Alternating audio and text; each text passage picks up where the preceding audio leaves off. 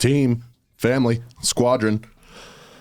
Today we have a really special episode of The Landing Pad planned. We're missing our sweet co-host Garth Massey. But today I'm sitting down with 5-time Golden Door winner, has done over 15 million in downline sales up to this point this year, has sold 100K personally in 6 knocking days this summer. The greatest of all time, Drew Hansen's going to get on the pad and drop some bars. But as for right now, welcome out to a midsummer episode of The Landing Pad. Andrew. How we doing? Thanks for being here, man. Hey, what a blessing. Well, what do we got? What's going on? We're back. We're back in the saddle, back in the booth. Yeah, it's good to be here. It feels right. It is. Here at the Rookery. Guys, we have a ton to cover. We want to fly right into it. Hope everyone had a really happy 4th. Here we are recording this just a couple of days after. But I want to fly through these updates, get you some numbers on the company, then we can get to the meat potatoes and hear from the guy himself. As of yesterday, when these numbers were pulled, 56.6 million year to date as a company. We're cooking. Sure. On our way. Mm-hmm. Yep. Heavy metal, 100 mil is looking really tasty. Throw a 120 in there. Catch John on the golf course. Sure. So we're at 56.5 mil as a company and climbing. We're ramping and selling more every week than we did the previous for the most part. So 3 Golden Door winners, Zach Seeger, Brock Reeve, Corbin Hansen, handling their business. And this is where I start to get blown away when we start to bracket out the production. So we have 1 rep over 900K. That's our guy, the Air. Say it one more time. Over 900K. We're in July. Okay, we have 3 reps over 700K. We have 6 reps over 500K. We have 19 reps over 400K. And this is the most shocking one to me. We have 38 reps over 300K. Baffling, dude. It's baffling. It's crazy. It's never, I don't know if the calculator's off or what. It's just never been like this. No. So needless to say, we're ramping. We've never been better. It's never been a better time to be at the grid or be alive or be selling with this group of cats. So 38 over 300K. Yeah, it'll jar you. Yeah, sure does. Sure does. As far as top rookies go, leading charge, he's at 355 and counting. So we might be a little bit off on that, is Jacob Griffith out there in Portland. It's crazy, dude. He's so sneakily having like the craziest rookie year of all time. No, it's Sneaky. Yeah, it's pretty casual. He grinds, dude. He stays out so late. So late. He doesn't leave without getting one. Every day. He's an hour. He's the only team that I have an hour behind us, and so it'll be like 11:30 our time. Sure, clock a deal. At 289, 189. I dare you to stay out longer than I do. Shout out Jacob Griffith. Unbelievable self-belief with that guy. Crazy. Honorable mentions. We have 4 other rookies, so 5 total rookies over 200K. Which is also nuts. We've never had more than 1 rookie do 400K in a summer. Correct. That's pretty crazy. Never. Yeah. Tyler Brown, right behind Jacob. Brandon Gill down in Louisville, getting it done. Spencer Catalan out in White Plains. That guy is sneaky. Good. Yeah, he's good. And Casper Block up in Jersey with Seeger. The future. Yeah, the bloodline. The bloodline. I have a question. This isn't in the plans. The bloodline that is coming up, the competition. Top rookies, top sophomores. Org to org? Yeah, man, I really like our chances. This will be an opportunity, for a lot of our young leadership to like run things how they want to run. I don't know. An interesting take would be, who does the rookie class sell more that week, or does the vet class? Yeah, if I were a betting man, if I were into that kind of thing, sure, no, okay, no, not me. But if I were, I think I'd have my money on the rookies. Dude, they're terrifying. Yeah, it's a horrifying group. Yeah. I'll tell you what. Good luck saying no. Hard as nails. Yeah. But the sophomores, they've got that guy, the one guy. Who? Yeah. So anyways. These rookies, though, yeah, it's be cool. I think we're going to have more than 1 rookie do a Golden Door. Correct. We'll have multiple do over 400K. Yeah. It's a special time to be alive. Dude, special time to work here. They're so good. But, yeah, anyways, on the same note of competitions, Bloodline's coming up. We're in the middle of the Grumble. One of my favorite things about this time of year is we start to see like a ton of the young leaders who finally have their feet underneath them as far as selling, being out, away from home, family, so on and so forth. I think a lot of our young leaders start to shine about this time of year. We start to see some of these young guys come out of the woodwork and really inspire the troops. You guys decided to start speaking up. Yeah, which you should be. It's needed. It's needed. Correct. Yeah, hopefully the Grumble's been great. We've got the Bloodline coming up. We've got All-Star Week. Rumble seating, dude, is right around the corner. Super soon. It's like in 2 to 3 weeks. Yeah. Let that sink in. Let that marinate. Can't come fast enough. It's crazy. It's crazy. Rumble time. Rumble contending. Rumble seating. It's time we got to our hot takes. It's time we ruffled some feathers. It's time we piss some people off, poke some bears. So Drew, starting with the guy. Top 3 Rumble contenders. Go. Cool. I'm not gonna sugarcoat it. I'm gonna play track record. I'm gonna bet with the pros, not the Joes. I've got Jersey in there. Jersey North with Seager. Seager is one of the only managers that has been in the heavyweight bracket the last 2 years in a row. And so it's one thing to be in it every year. It's another thing to say they're going to be in it, and then you end up not in it. Another guy that I'm going to bet with the pros on, Cash. That's right. Come on. Mexico. Mexico. Uh-huh. Dude, they're going to get in. They're selling great as it is, and they go absolutely insane. They're that team, dude. They really are the bad boy Pistons that just come in and F up everyone's plans. Yep. Yeah, no, that's a gritty bunch. Dude, they've kicked out the best teams in the company the last few years. It's been cool to watch. Third take. I've been to this office. This office is crazy. It's probably this office has probably the most wild 11 a.m. meeting you'll ever see. Dude, you got all the things. You got Big Mike running around doing the MLM high fives. You got the music blasting. They're doing like shotgun salsa dancing. Dude, it's wild. It's wild. Sounds like my kind of office. So I got Boston up there as well. Dirty Mike and the boys. Yeah, there's a lot of good money. There's good value on that bet right now.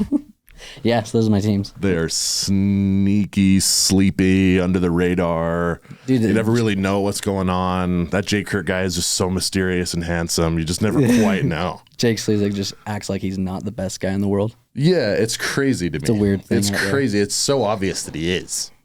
But Mike through and through, that guy's built for it. It's Old Faithful. Yeah, he sat in that very seat and just dropped bar after bar on managing people. Yep. Who are your 3 takes? My heart really wants to just immediately say, you got to stop following the heart. Tyler in Grand Rapids. Guys, I wish I could put you in the top 3 contenders, but you got to prove it to me. I've got to see it first. They're not in. They're not in. So my 3 would be, I would have Boston. I think they're going to be sneaky good. I'd have Louisville. I think they're doing a great job, and I think Brock is like totally hitting his stride as a leader. So all of it. I mean, he's just having a great summer. And then the guys in Portland. Dude, those guys get culture. Electric.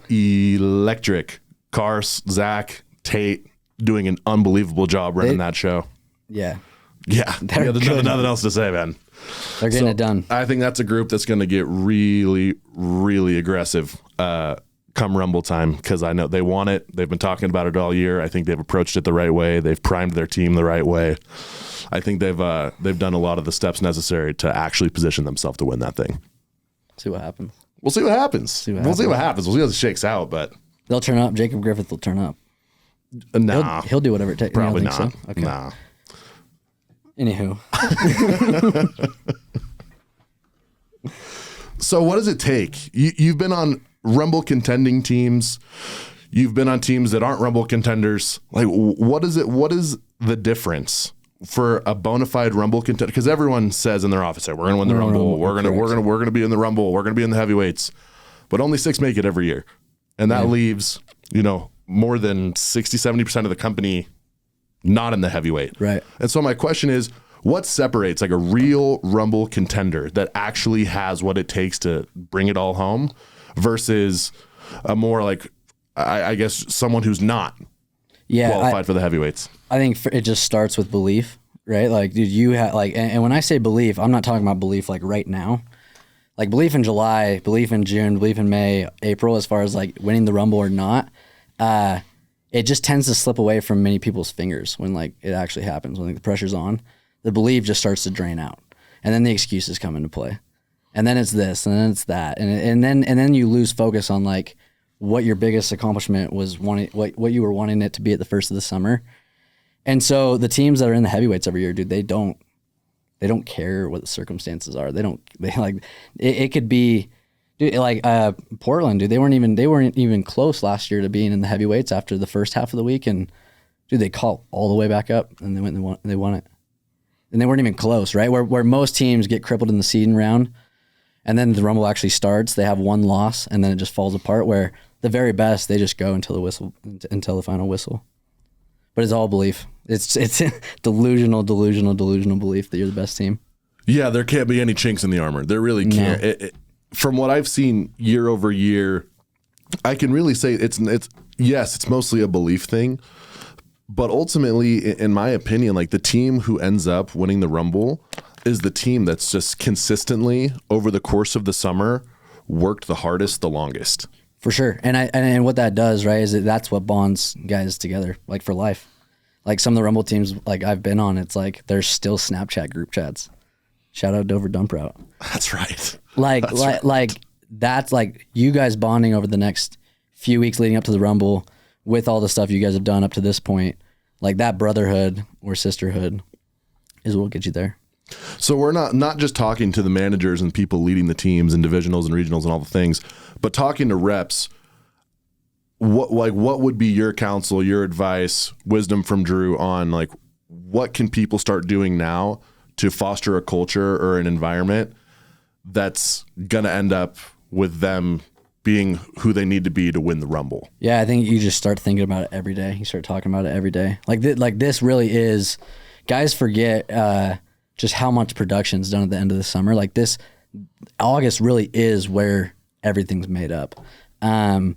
And so thinking about it, talking about it every single day, but also like really painting the vision. Dude, start planning your trip. Like start planning your Rumble trip, how you're going to spend your 50 grand with you and your team. Like start talking about the things you guys are going to be doing. Understand like what time you guys are going to be meeting. Understand how late it's going to be when you're going home. And so the planning for it should, if it hasn't already been started, it should start now. That's why we've put so much, I couldn't agree more, Drew. That's why we've put so much emphasis on the trilogy and these marathon days and these competitions throughout the summer. All it is conditioning. It's conditioning for the Olympics.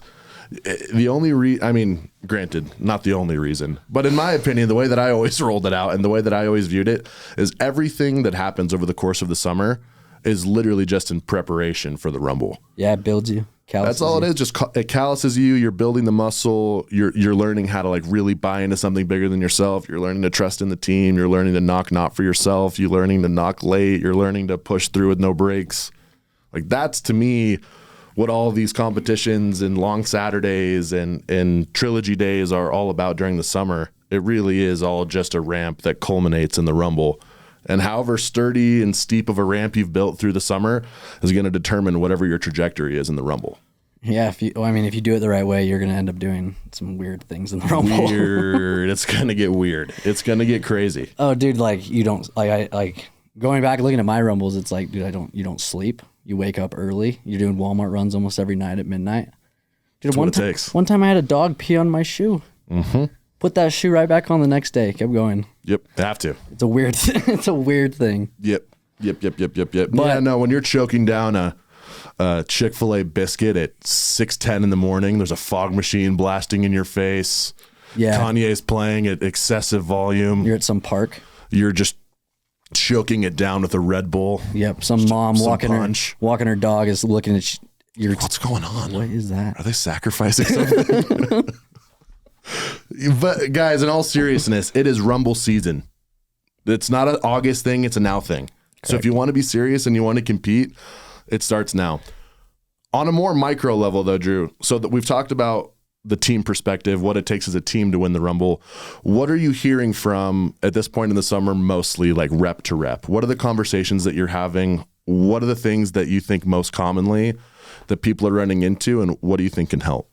So I'd say two things. Number one would be, and it was the same thing. It's been the same thing all summer, it's been a very interesting theme. Like, dude, we have 38 guys over 300K. Like crazy, right? We have 5 rookies over 200K. We have 19 rookies over 400K. And the amount of times I've heard guys say, oh, I'm just not selling good enough. I'm just not doing good enough. I'm not just doing what I'm supposed to be doing. Guys, if you're having like those thoughts, you gotta like go back to your like get stable again, and remember, if you ramp the right way, if you rumble the right way, dude, 25% of your production's done those few weeks in August. For sure. But like that's what can't be forgotten, which is what I think has been consistently forgotten, which leads to discouragement, which leads to complacency, which I think stems from like a loss of hope that you're not going to hit your goal. Where it's like, if we ramp the right way, if we ramp like we've always done it, right, all of us, then we'll have 40 guys doing 650. There's so much time left, but there's so much stress that, oh, I'm not doing what I need to do right now. Oh, dude, if you're that obsessed with it, if you're that like committed to it, if you're that in, which if you're this deep, like you're in. Yep. There's no deadline then, right? Like you're there until it's done. You're there until next April when teams ship out again, if that's what it takes. Like, you don't want to be that guy that shows up at home and you're like, I wish I would have. But again, that loss of hope should not come because of how well everyone is doing. Again, you just have to remember, dude, so much of my production is going to be done in August. This is where everything's going to come together. I think the overwhelming sentiment should be like, I'm ramping. I think we get confused what a ramp, and at least in my opinion, what ramping means to me is this infallible hope. Like, it's always going to be better. No matter how good or bad it is, if I'm ramping, it's only going to get better. Yeah. What I think a lot of people lose perspective on is, I think if you're looking at like the macro of a ramp, it looks exactly like how we draw it on the whiteboard. But I think if you were to get really, really micro and look with a magnifying glass at what the ramp actually looks like, I think we'll see tons of rises and falls within the ramp day to day. Yeah, it's not pretty. No, it's not sexy. It's not pretty. No. It's not easy. It's not convenient. It's the most weird looking ramp you've ever seen. For sure. But if you zoom out, it looks great. And all of a sudden, like, oh, wow, with some perspective, with a little bit of a different lens, all of a sudden it's like, oh, wow. Like, I've sold... This is what I've already done. Way more than I ever have. I'm selling more per day than I ever have. I'm getting more service than I ever have. If we look at it with a little bit of perspective, I think that's when you start to realize, like, oh, like, I am ramping. Yeah. But if you look at the ramp day by day, sometimes you might get some pretty horrifying looking figures. Yeah, no, it just defeats you, which again is toxicity. It's recipe for disaster. On that note, recipe for disaster. I know you've talked about it previously. I've heard you on the phone with reps, kind of like tagging, oh, this is the recipe for disaster. To you, what is like the classic recipe for disaster that you're hearing reps cook up right about this time in July? Yeah, I think it's funny, and I think it just becomes more apparent, right? Like at this point in the summer, but the grass is just never greener. Like, it's just not. Like, you're sitting there in April and you're like, dude, it sucks right now, but I just can't wait till we're knocking when there's bugs. Like, it's just going to be better then. And so then I can go that much harder. Then I can care that much more. You get in July, dude, I wish I was in April, the first guy here, knocking this neighborhood. And so it's like, we can always wish and want and think that things are going to be better, but the grass really is only better where you water it. And it takes effort, and it takes consistent compounding effort, right? Like, you're on the doors 30 minutes, before everyone else. You're off the doors 30 minutes after everyone else. You're knocking every day, every Saturday until 9:30. When you do that, right, if we have 8 weeks left to the end of the summer, but then there's postseason. Well, if you're doing that for the next 10 weeks, your gap starts to widen, right? Where guys just want things to be green instantly. And I think, like, for you to sit down, plug in, and be like, hey, I've already done this good this far. Okay, if I need to make adjustments and replan and re-execute, then I'll do that to make the grass more greener. But again, it's doing it where your feet are, not thinking and hoping, oh, if I was in this market, oh, if I was in this type of hood, oh, dude, if we weren't knocking the north side, we were knocking the south side like we were at the first of the summer, it'd be better. It just never is. Always something. Yeah. There's always something. We've talked about it on the podcast previously, but I think salesmen are salesmen because we're good at selling without that being obvious, without having to be said. But we sell ourselves so often, and we sell ourselves this idea that it's better, or that, oh, this market's better, or this company is better, or this leader is better, this thing is better. When ultimately, like, we're all good salesmen. If we were on the flip side of that, we'd be selling ourselves the other way. Totally. Like, it's just how it works. When you're on the south side, to assure on the north. We all know that. But no matter how much you talk about it, we all still do it. So I think at this point in the summer, the best thing that you could be is one, aware that like, I'm probably going to fall into that fallacy because everybody does. Yeah. It's just normal. It's a natural man. It's your subconscious, right? It's path of least resistance. Like it's called the path of least resistance for a reason. It's just easy. It's just easy to fall in that line of thinking. So if I could echo anything that Drew is saying, it would without question be, guys, whether it's greener or not is indifferent. But if you always have the attitude that it is, you're never going to be able to plant, and you're never going to be able to plant.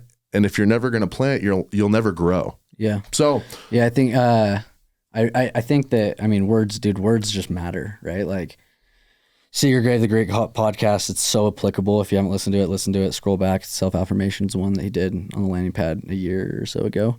But it like, dude, words matter, and the person that your words matter to the very most are you. Right. Like, yeah, we're all pretty good salesmen, but we might even be more easily sold than how good we are at selling. Like we just get sold so easily. We grasp onto things so easily. Agree.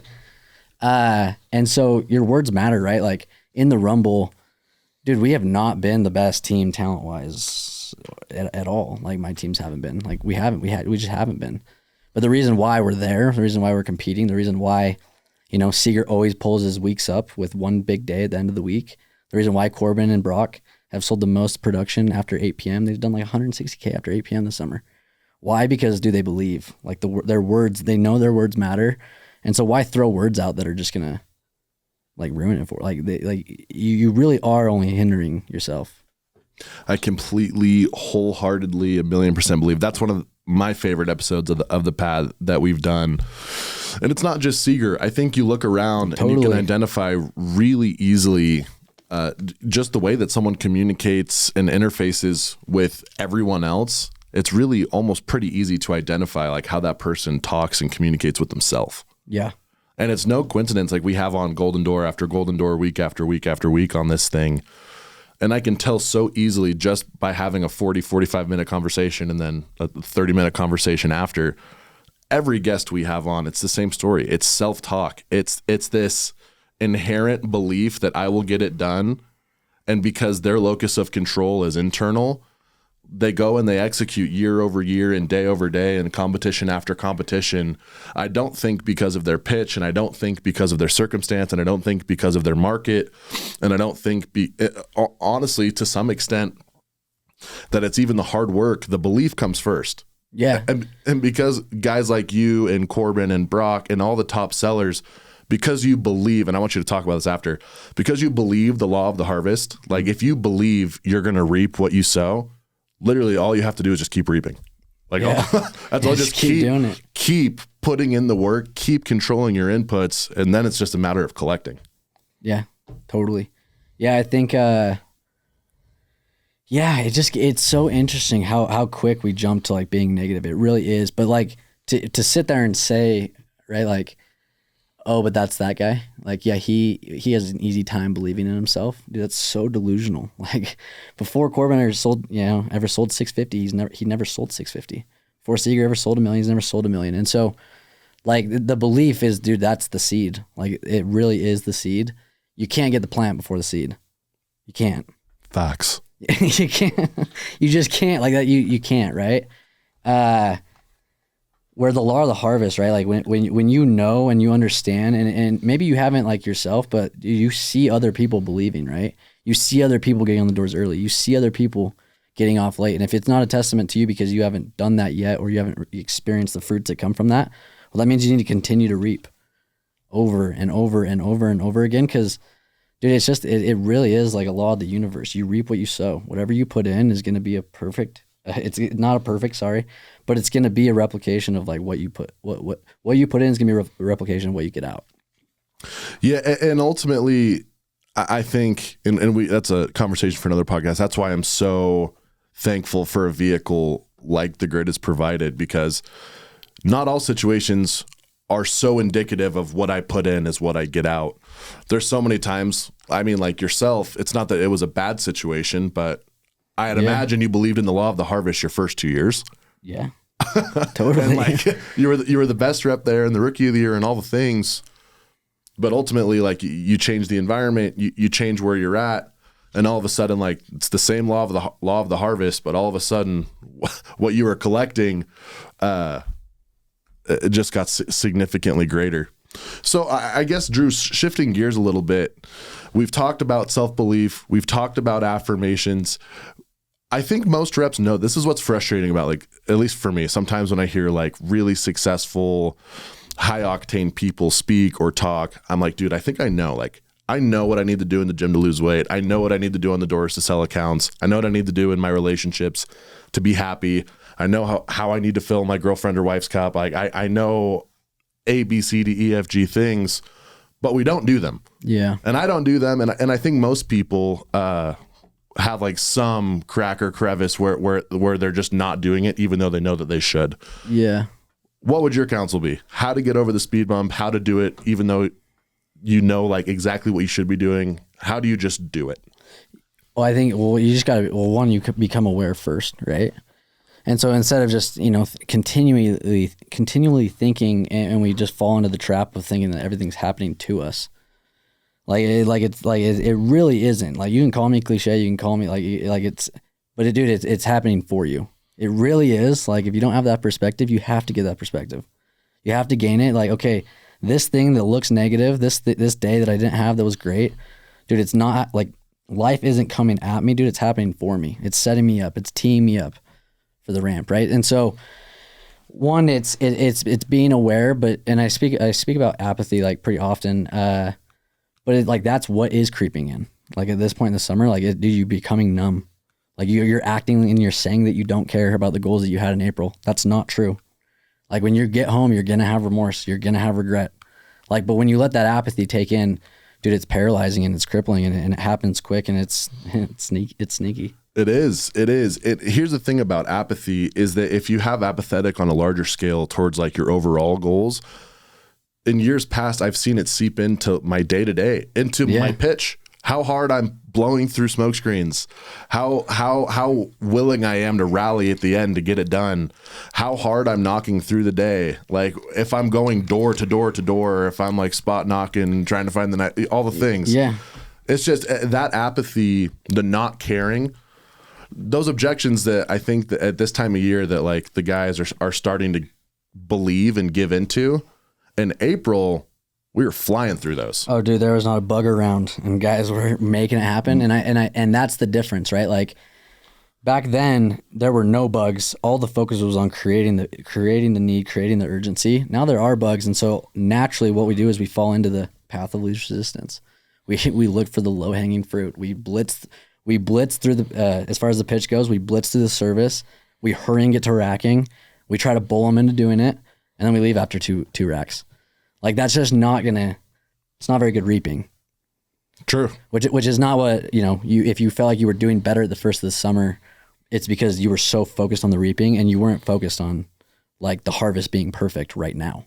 In terms of like viewing it from a lens of being apathetic or non-apathetic, you just cared more about, like, at least for me, intentional, right? Yeah, you're just way more intentional in April and May and a lot of people at the beginning of the summer, whether it's because like they still have a ton of hope, or whether it's because they're a little bit fresher and they haven't been doing it for 3 months, or whether it's because it's like a closer proximity to all the off-season training that they did.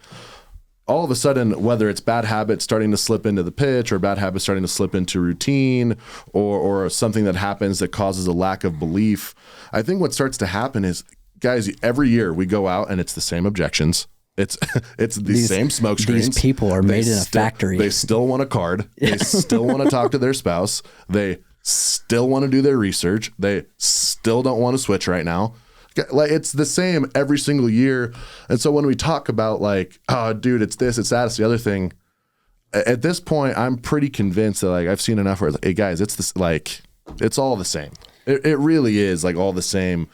And so it comes down to a point, and by no means have I done this like incredible, but it comes to a point where like, okay, I have at some point to be aware that like my general apathy towards the summer as a whole at this point is bleeding into how I'm interacting with customers on the doors. Yeah. Which is then leading me to just sell less. Yeah. It's a vicious cycle. Yeah. But I think that's where at least some reps find themselves this time of year, is they just don't care to push as hard. They're not as hungry for deals. They've already made great money. They just don't care to push through you're the 10th guy here anymore. They don't care to push through I need a card 2-3 times. They don't care to blow through let me talk to my so-and-so. Yeah, it's that, and that's where the gap is, right? Like between these guys that are so much further ahead than everyone else. Dude, those guys are constantly thinking, dude, how can I make this happen? How can I make this happen? How can I get it done? How can I bounce back? Where the natural man causes so many of us to think, this is why I can't do it. Right? Like, dude, this is why, where, dude, you're not hearing that coming from Corbin. You're not hearing that coming from Tyler Brown. You're not hearing that coming from Jacob Griffith. Like, no, dude, they're not focused on why they can't do it, which is where so much of the attention, right, from all the reps comes from. Dude, they're so locked in on how. That was a bar. Clip that. Drew, in closing, we want to keep this brief so guys can listen to it on their way out to Hood. What do the people need to hear right now? It's going like, this is where the money is made. This is like haymaking season for reps in the summer. You've been through the Aprils and the Mays with no bugs and rain. Like, you've been through the hard parts of like getting, either if you're a vet, getting back to getting crispy with the pitch, or if you're a rookie learning the pitch in the first place. You've gone through the hard days. You've gotten the bagels out of the way. If we're looking at things as quarter 1, quarter 2, quarter 3, quarter 4, like we're in quarter 3 going into quarter 4 of the summer, overtime coming in September. Like, we're in the second half. This is money-making season. Like, we already got the nose out of the way. So to prime everyone for this second half of the summer, to prime everyone to finish extremely strong, get the most out of the Rumble, their summer, ultimately their life, what do you have to say to the people? What I would say, right, to start with is, dude, it's July 7th, right? We've done the hardest part of the planting, the hardest part of the farming, the hardest part of the reaping. Dude, this is actually where you start to see things happen. They actually start to come to fruition if that like belief meter stays high, if that will meter also stays high, if that intent meter also stays high. Like, that's where it goes from, you go from 3rd gear to 6th gear, literally like that, right? And so you've done the hard work. It's like knocking doors and you're at 1 or 2 and 7 or 8 o'clock. You've already done the hard work. For you to dip out now, dude, your reaping that's horrible reaping. It's horrible farming. And so like at this point, right, like, dude, the plants are about to sprout. Like, they're actually going to start to come together. More and more bugs are coming out. Other companies, give it 2-3 weeks, they're going to go home. That's what they do. It's like, it's already written like that. That's what happens every single year. You start to hit your streak. You have more knocking hours in August. It really does like all come together. And then you have September, and then you even have October. We have 38 guys over 300K. We should have 40 golden doors. If you can get there on this, right? Like, if you can believe, if you can have intent, if you can show up, if you can stop wishing that you were somewhere else where the grass is greener, like, dude, start being where your feet are, right? Like, you are the only one that's in control of like what things look like come September 1. You have to decide though constantly every day what you want that to look like, or you are going to get home and you are going to have regret. You are going to have remorse. Like, I don't care what you think right now. That's the apathy taking over. It's numbing you out, right? Like, you are going to get home and be like, oh, I should have done more.